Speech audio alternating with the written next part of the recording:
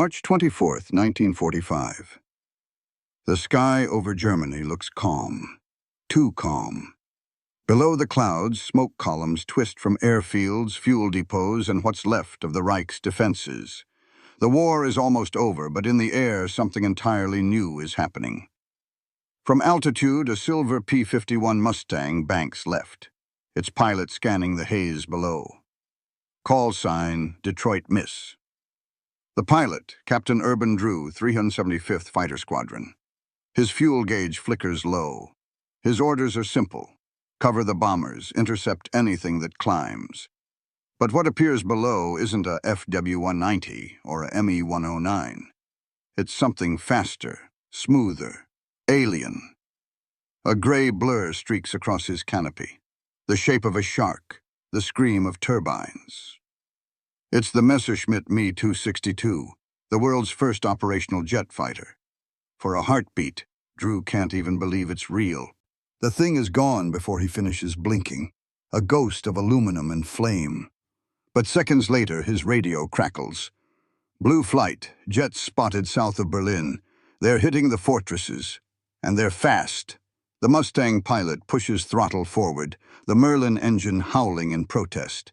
The gap is impossible. The Me-262 is nearly 100 miles per hour faster, its acceleration uncatchable in clean flight.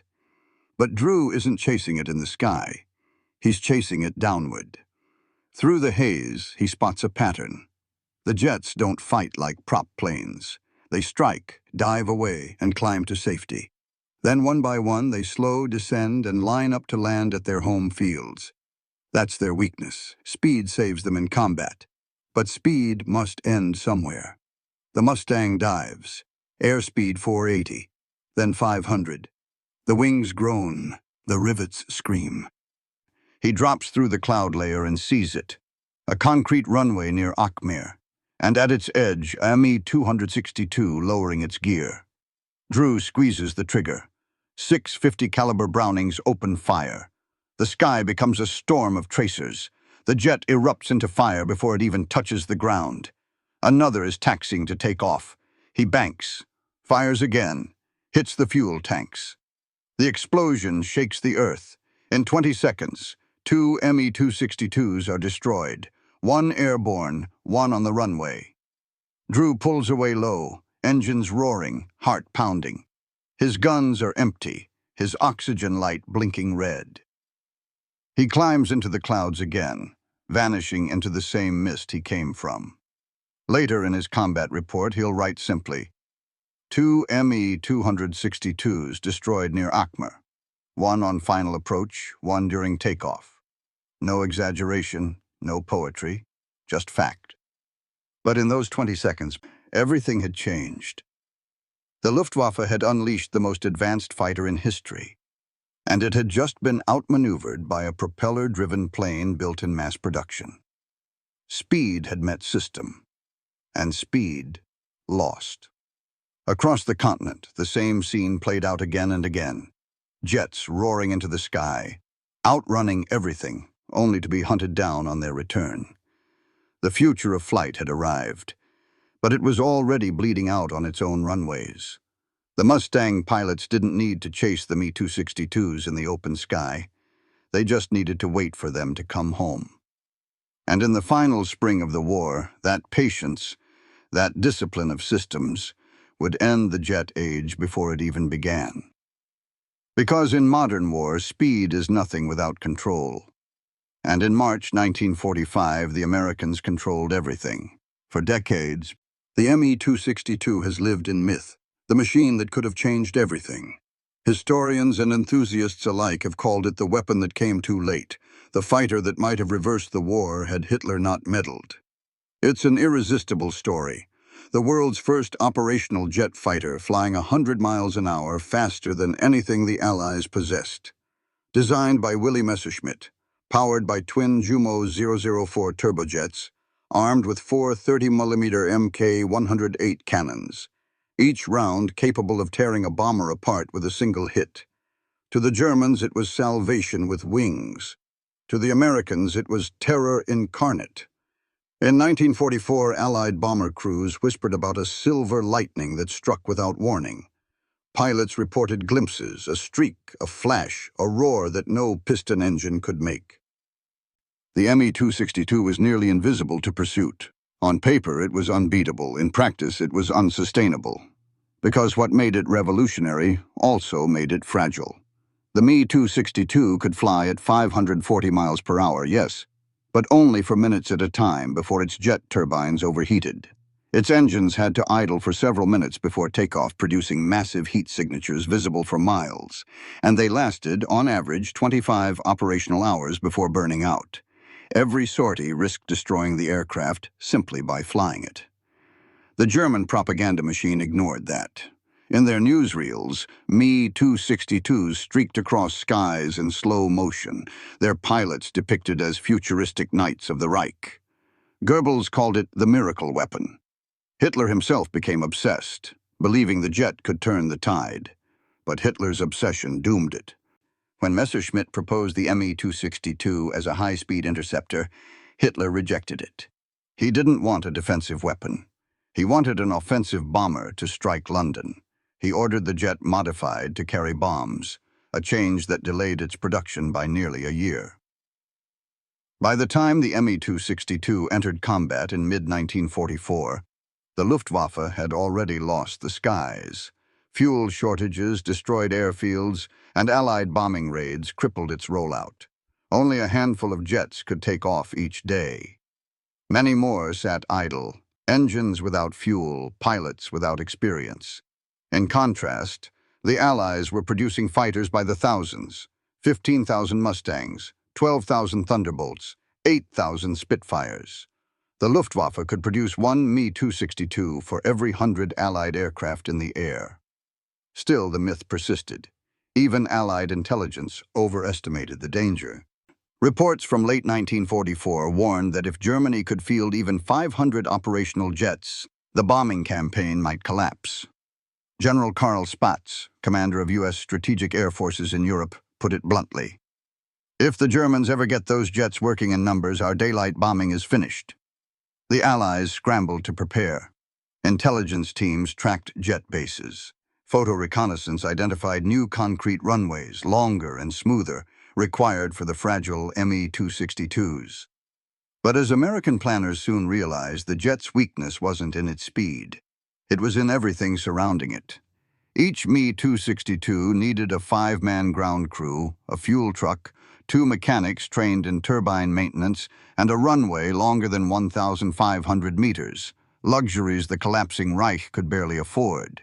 And each time one took off, it left a trail of exhaust that guided Allied fighters directly to its base.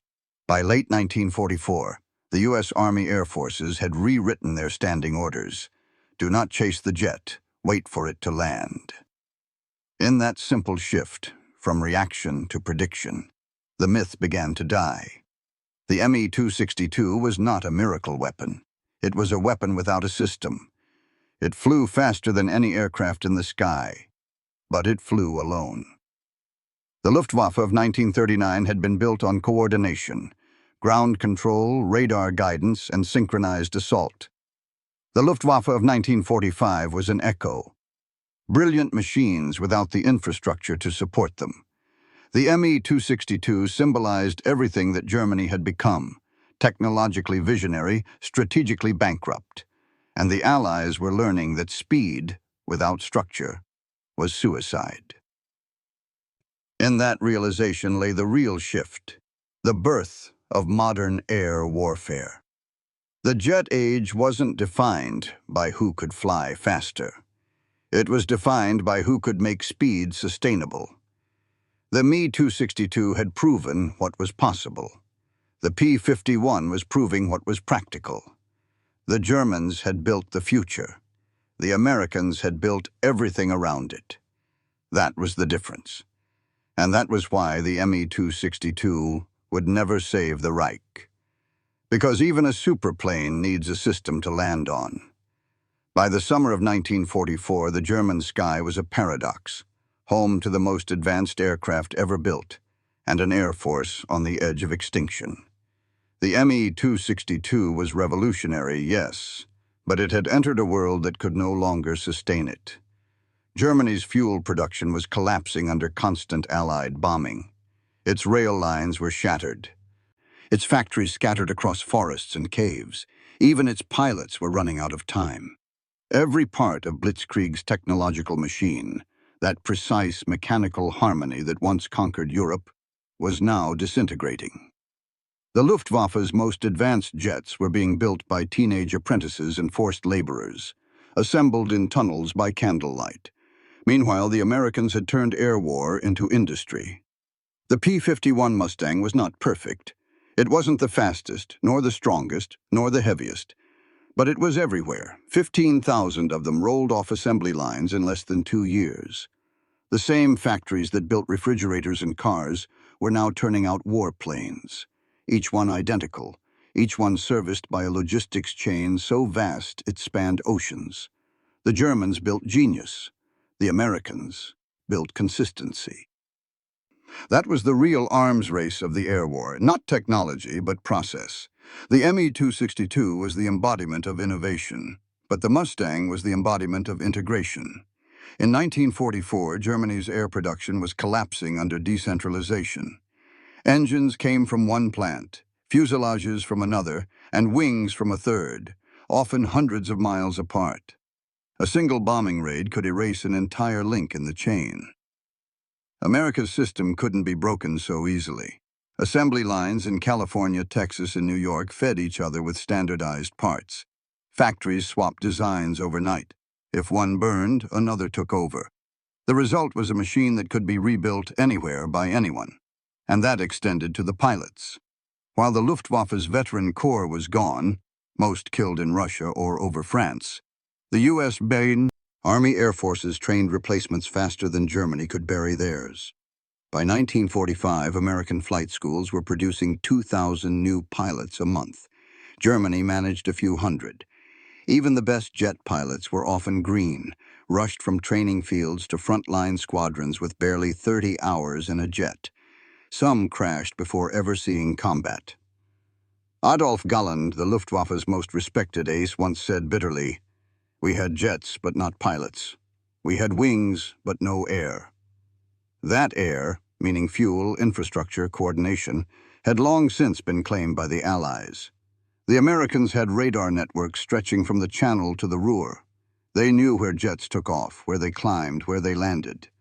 The RAF's chain home stations fed into U.S. intercept maps. Every Me-262 base was plotted, timed, and catalogued. The Germans were flying machines that were years ahead of their time, but against an enemy that was decades ahead in systems. And those systems were invisible. Communications, refueling, replacement parts, pilot rotations, meteorological data, mission coordination. When the 8th Air Force sent bombers deep into Germany, P-51s escorted them all the way, a feat made possible not by the plane's design alone, but by mid-air refueling logistics, radio frequencies standardized across continents, and forward airfields refitted overnight by engineers. The Me-262 could outfly the Mustang, yes, but it couldn't outlive it. Every minute a Mustang flew, the American supply network moved behind it. Tankers, ammunition trucks, field repair units, fresh pilots. Every minute a jet flew. Germany burned through its last drops of fuel. The Reich was betting on miracles, the Allies were betting on math, and the math never loses. In 1944, a single Me-262 cost 5 times as much to produce as a P-51, consumed 4 times the fuel, and required 10 times the maintenance hours. For every hour a German mechanic spent on a jet, an American could refuel and reload 10 Mustangs. Even on the ground, the system favored endurance. Allied airfields were mobile, dirt strips bulldozed in days, covered in perforated steel matting. Me-262s needed concrete, smooth and long. When Allied bombers cratered those runways, the jets were trapped. Germany's most advanced fighter was, in truth, a prisoner of geography. When a P-51 pilot landed, a fresh one took his place.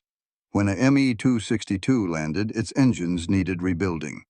That was the difference between a plane designed to win dogfights and a plane designed to win wars. The Luftwaffe still had courage, still had skill, but the system behind it, the arteries of its machine, had collapsed. The Mustang wasn't chasing individual pilots anymore. It was chasing an entire doctrine into extinction. The propeller and the jet weren't just two aircraft. They were two civilizations colliding, one obsessed with perfection, the other with production. The Me-262 was faster. The P-51 was sustainable. And in 1945, sustainability had become the new definition of superiority. The jet was the future, but the Mustang was the infrastructure. And in war, infrastructure always wins. Every war has its legend. And the Me-262's legend was speed. The world's first operational jet fighter could fly faster, climb higher, and hit harder than anything the Allies had ever seen. But behind that legend was a spreadsheet of failure. Let's do the math. The Me-262's top speed, 540 miles per hour. The P-51 Mustangs, 440. That's a 100-mile-per-hour advantage, an eternity in air combat. But speed wasn't constant. It was conditional. The Me-262 could only sustain that velocity for a few minutes before its Jumo 004B engines overheated or flamed out. The Jumo was a miracle of metallurgy. On paper. In reality, it was made of low-grade steel and composite alloys because Germany had run out of nickel, tungsten, and chromium. Each engine lasted an average of 25 operational hours before catastrophic failure. Most didn't even reach that. Pilots were trained to take off gently and throttle slowly because sudden acceleration could literally melt the turbines. That wasn't speed. That was a countdown. For every hour a Mustang could fly, a Me-262's engines lost another hour of life. The Luftwaffe had created a superweapon that burned itself out faster than it could be replaced. And the burn wasn't just mechanical, it was logistical. Each Me-262 sortie consumed 1,250 liters of aviation fuel per hour, 4 times more than a piston engine. In a Reich where synthetic fuel plants were burning under Allied bombs, that meant every jet flight was a strategic gamble. The Allies didn't need to shoot the Me-262 down. They just needed to keep it flying. Even takeoff was a risk.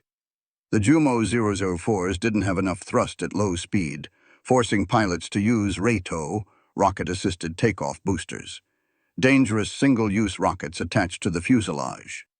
They provided a short burst of power, then fell away smoking, often catching fire on the runway. Once airborne, the jet was king. But when it came home, it was prey. The Me-262's landing speed was twice that of a P-51, 150 miles per hour. It required long, smooth, concrete runways. And the approach pattern was predictable. Allied intelligence exploited that. By late 1944, the U.S. Army Air Forces had mapped every jet base in Germany. They calculated average sortie times, flight paths, and approach vectors. Squadrons of Mustangs waited above the clouds near those coordinates, ready to strike when the jets slowed. This was the birth of the jet trap, the first algorithmic ambush in aviation history. Radar stations fed data to command posts. Observers logged takeoffs and landings by stopwatch. Fighters were scrambled not to chase, but to intercept by timing. The Me-262's speed had turned from asset to vulnerability. One captured German pilot later admitted, "When we saw Mustangs circling above our fields, we didn't think of fighting. We thought of landing somewhere else." That somewhere else was usually a disaster. Few airfields had the length or smoothness needed for a jet. Many Me-262s were lost trying to divert to emergency strips, their landing gear collapsing in mud. The numbers tell the story clearly. Of the 1,400 Me-262s produced, fewer than 300 ever saw combat. Only 100 achieved confirmed kills. The overall kill ratio favored the Allies, approximately 5-1 in the Mustangs' favor. The difference wasn't bravery, it was bandwidth. The Luftwaffe's jet force was a miracle of engineering trapped in a system that couldn't support it. Each jet required 5 hours of maintenance for every 30 minutes of flight. Each pilot needed 50 gallons of fuel just to taxi and take off. Each sortie consumed parts Germany couldn't manufacture anymore. The Mustang, meanwhile, had none of those problems. It wasn't faster, but it was always ready. In 1944, the average availability rate for U.S. P-51 squadrons was 90%. For German Me-262 squadrons, under 30%. That number is the entire story of the air war's end. Speed is glamorous. Availability wins wars. The Germans had built a plane that could outrun physics, but not logistics. Every sortie shortened the lifespan of an irreplaceable machine. By 1945, Me-262 pilots joked darkly that they were flying disposable miracles. American pilots didn't have to outfly them. They just had to keep showing up. And they did. In swarms, day after day, 20,000 Allied sorties pounding the sky from dawn to dusk. For every Me-262 that took off, there were 15 Mustangs waiting. The Luftwaffe was fighting with seconds. The Americans were fighting with systems. That's why, in the final months of the war, the air over Germany didn't belong to the faster plane. It belonged to the slower one that could afford to fly again tomorrow. The Me-262 proved that technology could create advantage. The P-51 proved that organization could make advantage permanent. That's the math of endurance. And the math of endurance always wins. June 1944. The war in Europe had entered its most violent rhythm. Bombers by the thousand, fighters by the hundreds, sky and smoke becoming the same color. Amid it all, a single American pilot witnessed something no one else had ever seen. The first jet fighter in combat. His name was Lieutenant Urban L. Ben Drew of the 375th Fighter Squadron, 361st Fighter Group, 8th Air Force. His aircraft, a gleaming silver P-51D Mustang he called Detroit Miss. The morning mission was routine, escort duty for B-17s bound for Germany. Over the radio, chatter from bomber crews came through, faint and frantic. Something just went past us, fast as hell, no propeller. At first, Drew thought it was a mistake. Every Allied pilot had heard rumors of miracle planes, German craft powered by rockets or jets. None had survived long enough to confirm them. But then he saw it. At 15,000 feet over Achmer airfield, a strange twin-engine shape streaked across the formation, sleek, angular, leaving 2 faint heat trails behind. It wasn't diving, it wasn't climbing, it was just gone. That was the Me-262.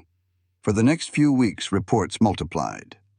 Unidentified silver arrows flashing through bomber formations, cannon shells that ripped entire aircraft apart, then vanished into the clouds. The 8th Air Force began circulating memos. New German jet fighter confirmed. Approach with caution. Avoid pursuit.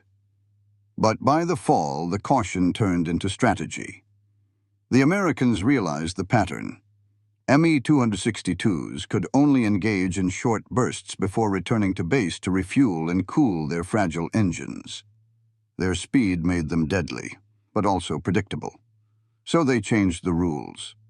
Fighter Command instructed all Mustang groups to patrol near known jet bases, Achmer, Rhine, and Lechfeld, and intercept jets during takeoff or landing. The first jet traps, October 7th, 1944, a cold morning in northwest Germany. Clouds thick at 4,000 feet. Urban Drew and his wingman, Rayford Elzer Ray Johnson, are circling near Achmer when their radios buzz alive. Control to blue flight, but jets airborne, bearing 210. Drew scans the haze. Then he sees them. 2 Me-262s climbing lazily, engines glowing orange. They're slow, vulnerable. The perfect moment. Blue 2, cover me, Drew calls, diving through cloud. His Mustang screams as it falls, 10,000 feet in seconds. He lines up the lead jet in his gun sight, squeezes the trigger, and watches a stream of tracers arc forward. The first burst misses. The second hits. Orange fire erupts from the Me-262's right engine. The pilot tries to roll too late. The jet slams into the ground in a fireball that shakes the horizon. Drew pulls up, heart hammering. The second Me-262 is ahead, banking for home. Drew chases, guns emptying in short bursts. Another explosion. 2 jets destroyed in under 30 seconds. Blue 2, tally 2, both on the deck. It was the first confirmed double jet kill in history, achieved not by radar, not by superior technology, but by patience, timing, and the Mustang's reach. The mission log simply reads, 2 Me-262s destroyed near Achmer. Pilot, Lieutenant Urban L. Drew. But that entry marked a turning point. The invincible myth of the jet had been broken. Word spread through every squadron in the 8th Air Force. From then on, Allied fighters stopped chasing the Me-262s in open sky. They hunted them at their weakest, on the runway. In less than 2 months, over 20 Me-262s were destroyed on takeoff or landing. The Luftwaffe tried to adapt, camouflaging airfields, dispersing aircraft in woods, even launching from hidden taxiways. But it was too late. The Allies had already built a rhythm. They knew how long the jets could stay aloft. They knew how long their engines took to spool up. They knew the range from every field to the front. The P-51 pilots had turned the Me-262's greatest advantage, speed, into its greatest liability. And Urban Drew's ambush at Achmer became the model for every engagement that followed. From that day forward, the jet was no longer a phantom. It was a schedule. For every Me-262 that rose into the clouds, a Mustang waited below to watch it come home. In every war, there's a moment when myth turns into math, when awe becomes target practice. For the jet age, that moment came in 1944, and it began with one man, one Mustang, and a single perfect dive. The Me-262 may have represented the future, but Detroit Miss proved the future still had to land somewhere, and the Allies had already mapped the runway. By early 1945, the Luftwaffe's proudest creation, the Me-262, had become an engineering miracle that Germany could no longer afford to keep airborne. Every statistic about it sounded impressive until you did the arithmetic. Each Me-262 sortie lasted 30 minutes on average. That half hour of flight demanded 4 hours of maintenance, 1,200 liters of jet fuel, and often cost an engine. The Jumo 004 turbojet had no heat-resistant metals. The alloy blades warped at 750 degrees Celsius, so pilots had to climb gently, avoid sudden throttle changes, and pray the turbines didn't melt. A single Me-262 required 2 engines every month. Germany was producing barely enough turbines to replace half of the losses. The result? Hangars full of grounded jets, brilliant machines dying of arithmetic. The Luftwaffe had once relied on tempo, the idea that momentum could solve anything. In 1940, speed had conquered France. In 1945, it only accelerated collapse. Let's trace the cascade. The Reich's fuel supply came from synthetic plants at Luna, Berlin, and Pörlitz, producing aviation fuel from coal hydrogenation. Allied bombers destroyed or disabled all 3 by September 1944. Jet engines demanded C3 high-octane kerosene, refined in micro quantities. Each Me-262 flight burned the same fuel required for 60 Panzer IVs to move a mile. Every time a jet flew, a tank somewhere stayed still. Even when jets could take off, they couldn't operate in numbers. By March 1945, the Luftwaffe fielded 200 serviceable Me-262s on paper. Operational readiness was below 30%. Average daily sorties, fewer than 40. Meanwhile, the 8th Air Force flew 2,000. This is what historians call collapse math, the point when a technology's logistical cost exceeds its battlefield value. The Me-262's engine required a full overhaul after 10-15 hours. Each overhaul consumed manpower that once serviced entire squadrons of piston fighters. Germany's maintenance system had been decentralized under bombing pressure. Now every base was a lonely workshop scavenging for parts. Pilots became mechanics. Ground crews cannibalized one jet to fix another. In the language of systems, the feedback loop was broken. By contrast, every P-51 on the continent had a standardized service protocol. 11,000 field manuals, spare parts crates labeled by serial number, fuel trucks synchronized by convoy schedule. American maintenance could turn around a squadron overnight. German maintenance needed miracles daily. The Me-262's raw performance masked this decay. Yes, it was 100 miles per hour faster than any Allied fighter. But that speed existed in a narrow corridor. High altitude, low throttle changes, clean airfields. Move outside those limits and the jet broke itself. Speed without reliability is a single-use weapon. The Luftwaffe tried to stretch the jet's endurance by installing smaller fuel tanks and altering flight profiles. The results were catastrophic. Many Me-262s flamed out before landing. Others crashed when their undercarriages collapsed on cratered runways. Pilots learned to dread the return flight more than combat. One ace later said, "Every landing was Russian roulette with engines." On the Allied side, intelligence analysts started calling the Me-262 the 30-minute jet, not as insult, as operational truth. They knew its radius, its endurance, its vulnerability window. That's all they needed.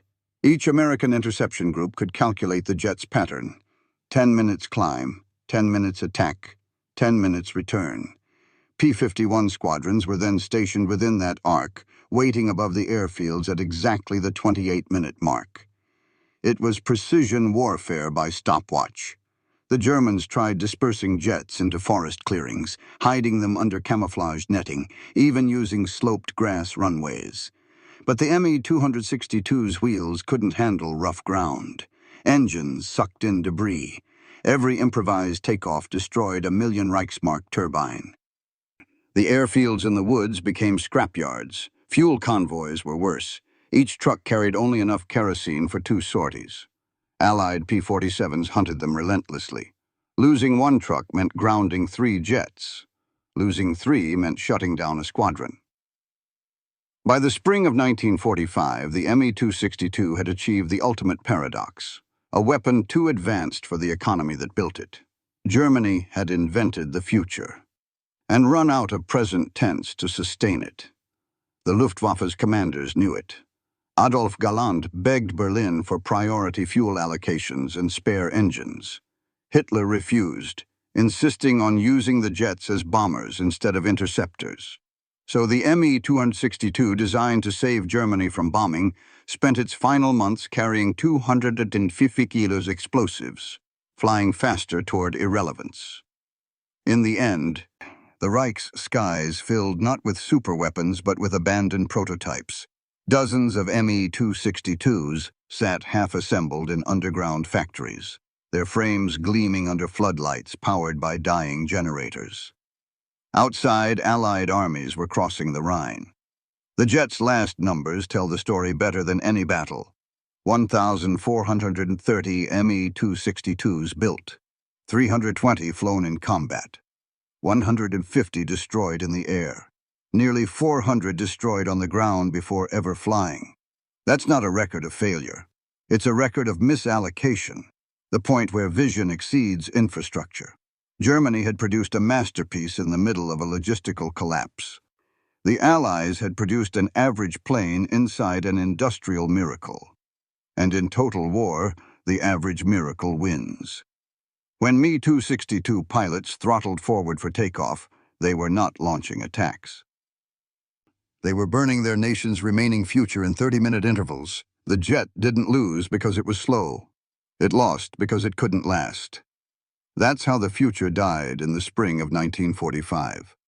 Not in flames, but in fractions. Berlin, March 18, 1945. The city burns from horizon to horizon. Overhead, the roar of 1,300 B-17s and B-24s fills the sky, escorted by over 700 P-51 Mustangs. The Allies are destroying the heart of the Reich.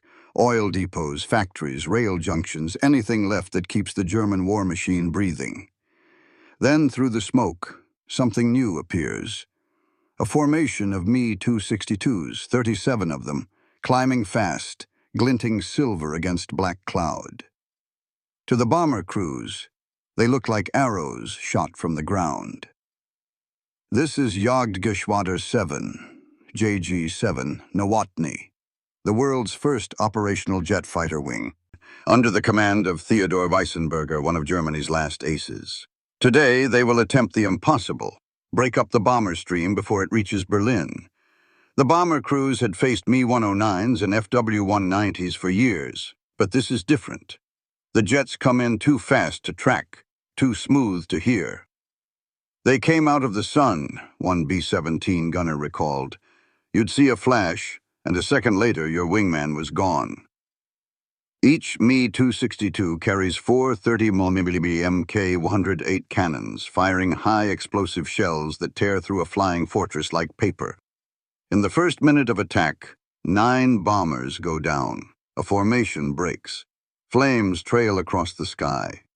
For the first time, the Luftwaffe seems to have found a new rhythm, a glimpse of its old power. But rhythm without infrastructure is noise. Every Me-262 sortie is tracked by Allied radar from the moment its turbines spool up. Their bases, Rheine, Achmer, Brandenburg, and Lechfeld, are already known, mapped, and monitored. Back in the clouds above, the P-51 squadrons move into position. They don't chase the jets. They wait for their arithmetic. They know the pattern. The Me-262 can only stay in combat for 20 minutes. Then it must descend, its fuel near zero, its engines overheating. On this day, they time it perfectly. After the jet assault, the Me-262s turn for home. They line up for approach to their airfields, throttles down, flaps out. The 55th Fighter Group is waiting. Major John C. Myers' unit, the Old Crow Squadron. They've been circling just outside radar range for 20 minutes. The first Me-262 appears below the haze, lowering its landing gear. Meyer dives. He later recalled, "The jet was beautiful, smooth, fast, and helpless. I didn't fire until I saw the undercarriage. Then I hit everything that moved. His burst rips through the fuselage. The jet explodes before touching down. A second Me-262 behind it veers off the runway and crashes trying to avoid the fireball. Across Germany, the same scene unfolds, jets being hunted in their most vulnerable 30 seconds. At Rheine, Captain James A. Sloan shoots down 2 on final approach. At Lechfeld, a squadron of P-51s strafes a runway, destroying 6 jets on the ground. At Brandenburg-Brest, Allied fighter bombers hit fuel trucks just as Me-262s are landing. The resulting explosion levels half the base. In less than 15 minutes, 12 Me-262s are destroyed, not in aerial combat, but while trying to return home. That's the paradox of March 1945. The Luftwaffe had finally fielded its ultimate weapon, but it couldn't protect it. Every time a jet flew, it revealed where the future was hiding. Allied command doubled down on the strategy. New orders went out. Airfield suppression priority, Me-262 bases. Every bomber group now carried secondary coordinates targeting runways, hangars, and taxiways. P-47 Thunderbolts switched from escort to runway interdiction, turning concrete into crater fields. The Germans responded by hiding jets under trees, towing them to runways minutes before takeoff, even covering taxi lanes with camouflage netting. But the Allies adapted faster. Their reconnaissance planes photographed airfields daily. Each night, maps were redrawn, coordinates updated, attack plans optimized. War had turned from duel to data cycle. Even the jet's pilots felt it. Major Walter Nowotny, one of Germany's top aces, had once written, "Speed is life." By 1945, that phrase was obsolete. Speed was just time, and the Allies had more of it. Every Me-262 lost on approach took a trained pilot with it, men Germany couldn't replace. By April, the Luftwaffe had more jets than pilots. In one 10-day span, JG-7 lost 27 aircraft and 15 men. Their base at Parchim was bombed 3 times in a week. The surviving jets could barely taxi. The Reich had reached the point where its most advanced weapon was accelerating its own destruction. Because every time a Me-262 launched, a P-51 formation followed. Every takeoff marked the coordinates for the next air raid. Every landing became an ambush. The future had arrived, and the past was waiting for it with guns ready. By the end of March, Germany had lost 40 Me-262s, nearly a fifth of its total operational force, destroyed in or near their own bases. The lesson was brutal and final. No weapon, no matter how advanced, can survive without a network that supports it. The Me-262 had the speed of tomorrow. The Allies had the system of tomorrow. And systems, not miracles, win wars. In Berlin, that day of the jets became a day of reckoning. The skies had turned metallic, the air heavy with smoke and failure. The world's first jet age had lasted less than a year. By the time it ended, the runways of Germany looked less like the dawn of the future, and more like its funeral. April 1945. The Reich is collapsing, the front lines are gone, the cities are ruins. But at an airfield near Munich, a handful of Luftwaffe veterans prepare to fly what will be the last organized jet squadron in history. Its name, Jagdverband 44. Its leader, General Adolf Galland, the man who once commanded the entire German fighter force. Galland was no fanatic. He'd clashed with Goering, criticized Hitler, and been dismissed from command for insisting the Me-262 be used as a fighter, not a bomber. Now, with Germany dying, he was given permission to form his own unit, an elite group of survivors who would fly the jet the way it was meant to be flown. Their call sign, the Squadron of Aces. Their motto, first in, last out. They numbered barely 24, men who had lived through every phase of the air war, from the Battle of Britain to Berlin. Names like Heinz Baer, Gerhard Barkhorn, Walter Krupinski, each credited with over 100 kills. They were the ghosts of a vanished air force flying a machine that belonged to the next century. Galland's plan was simple: strike the Allied bomber streams with precision, not quantity. Each Me-262 would dive from high altitude, fire its cannons once, then disappear. He knew it wouldn't change the war. It was about proving a point. That skill could still exist inside collapse. On April 26, 1945, JV-44 scrambled from Munich-Riem to intercept an Allied bombing raid. Galland himself took off in his Me-262, call sign White 3. The takeoff was chaos. Fuel trucks burning in the distance. Runway bomb craters patched with sand. Allied fighters already prowling nearby. One of his pilots, Oberleutnant Heinz Baer, described the scene. "You never looked up to check for the enemy. You looked down, praying the runway was still there when you landed." The jets climbed through haze. Galland's voice came over the radio, calm, deliberate. "Remember, one pass, then out. No heroics." They reached the bomber stream at 25,000 feet. B-26s escorted by Mustangs. Galland's formation attacked out of the sun, firing 30mm bursts that tore apart 3 bombers in seconds. Then the escorts arrived. Dozens of P-51s dove from above, engines screaming. The fight turned savage. The Me-262s had the speed, but not the agility. Every time they slowed to turn or climb, a Mustang was already on their tail. Galland's plane took hits. Cannon shells shattered his canopy, fragments slashed his leg. He managed to land at Riem, his cockpit filling with smoke. His mechanics dragged him out bleeding, the jet smoldering behind him.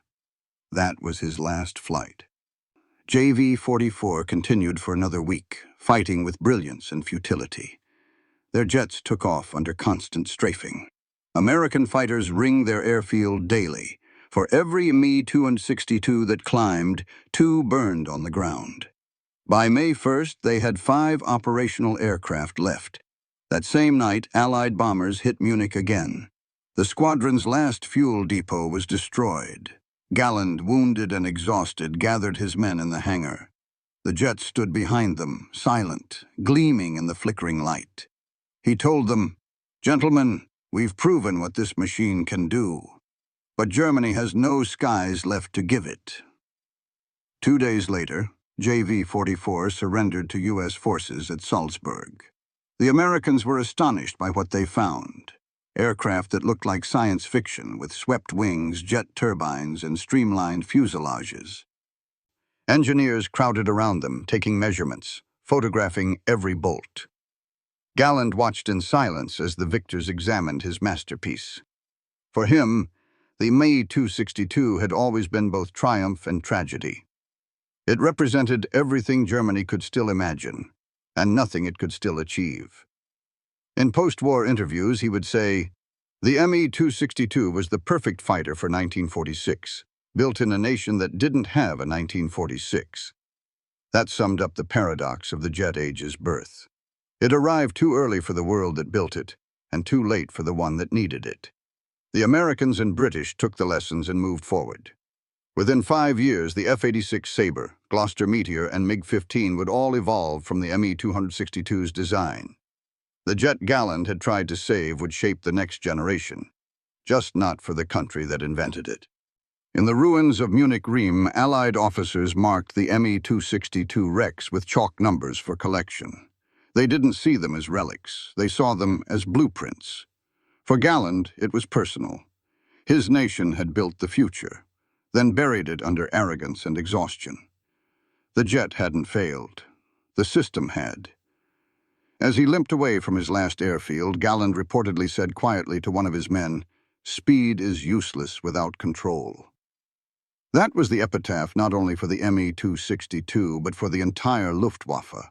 A machine without an ecosystem is just potential, and potential without endurance is death. The P-51s hadn't beaten the Me-262 in design. They had beaten it in sustainability. And as the war ended, the Allies understood what that meant. The next war would belong to whoever could merge innovation with infrastructure. Germany had built the prototype. America would build the production line. And that was how the jet age truly began. May 1945. The war in Europe is over. The airfields that once roared with the sound of Me-262 engines now lie silent, littered with half-assembled jets and burned-out wrecks. Rows of Mustangs sit nearby, engines off, wings streaked with dust, but victorious. The final score was clear. The future had arrived, and it had lost. The Me-262 had been everything Germany dreamed of. Fast, sleek, revolutionary. It was the first glimpse of post-war aviation, but it was also a symbol of how genius without endurance becomes tragedy. The P-51 Mustang, by contrast, was an old idea perfected. It had been designed not for speed alone, but for structure, for production, maintenance, communication, and predictability. It belonged to an ecosystem that could repair itself faster than the enemy could adapt. That difference between brilliance and bandwidth decided the last air war of the 20th century's first half. The Me-262 flew faster. The Mustang flew forever. Numbers don't lie. Between 1944 and 1945, the Me-262 destroyed about 500 Allied aircraft. The Allies destroyed over 800 Me-262s, most of them on the ground. The Luftwaffe's kill ratio looked impressive, until you counted what it cost: an entire nation's fuel, pilots, and industrial heart. The Mustang's kill ratio wasn't just in dogfights, it was in production. For every Me-262 built, 12 Mustangs rolled out of American factories. For every jet destroyed, 3 more were captured. When Allied engineers entered Lechfeld Air Base, they found rows of Me-262s intact, abandoned by crews who couldn't fuel them. Some still had their engines running. The symbol of German speed had ended the war without moving. The lesson was absolute. The future of warfare wasn't invention, it was integration. The Me-262 was a leap forward in design. The P-51 was a leap forward in execution. Even Adolf Galland, the man who had fought for the jet's survival, admitted the truth after the war. The 262 was the best fighter I ever saw, but it was a fighter without an air force. That quote became the obituary for the Luftwaffe itself, a masterpiece without a foundation, a symphony without an orchestra. The Americans, meanwhile, had built something less glamorous but infinitely more lethal, a repeatable process. Every P-51 was nearly identical. Every pilot trained the same way. Every mechanic could service any engine in any squadron. It wasn't artistry. It was automation, the same logic that ran Detroit's assembly lines and now ran the sky. That's what the jet age would become. Not a contest of innovation, but of industrial coordination. The Me-262 was a vision. The Mustang was an institution. And in war, institutions always win. When the numbers were finally tallied, they told a story more profound than any duel. Me-262s built, 1,430 operational by war's end, around 300 P-51s built, 15,875 operational, 14,000 plus. That's a tenfold advantage, not in performance, but in presence. The jet had changed what was possible. The Mustang had changed what was practical. That practicality extended beyond the battlefield. The U.S. had built a global network, radar stations, communications grids, supply chains, command hierarchies, all feeding into a single war-fighting organism. Germany had built machines that demanded perfection. America had built a system that survived imperfection.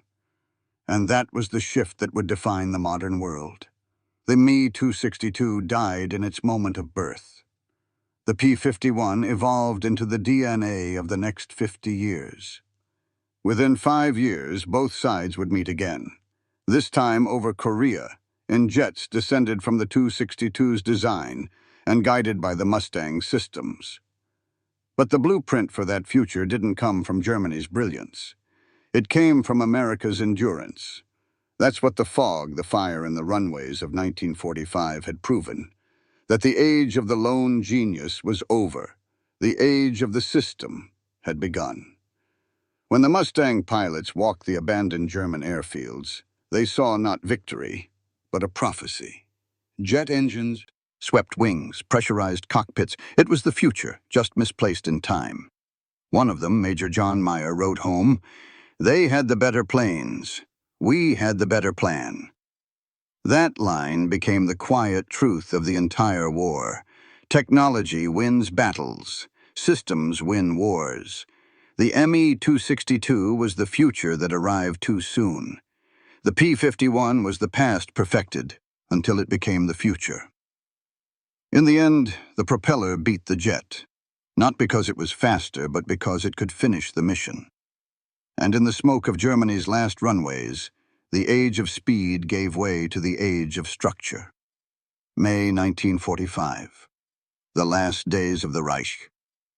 Across Germany, Allied soldiers walked through hangars filled with the wreckage of the future. Me-262s with burned turbines, skeletal fuselages, shattered canopies. They touch the smooth metal, stunned by what they're seeing. The jet age had been born here, in failure. What Germany had built was 20 years ahead of its time, but 5 years too late for its own survival.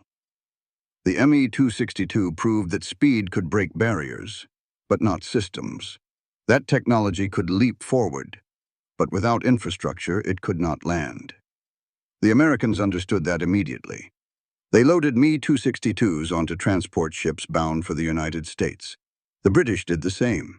Engineers from Lockheed, North American, and de Havilland poured over the wrecks. They didn't see defeat. They saw a head start. By 1947, the lessons of the Me-262 had already evolved into something new. The F-86 Sabre, the Meteor, the MiG-15.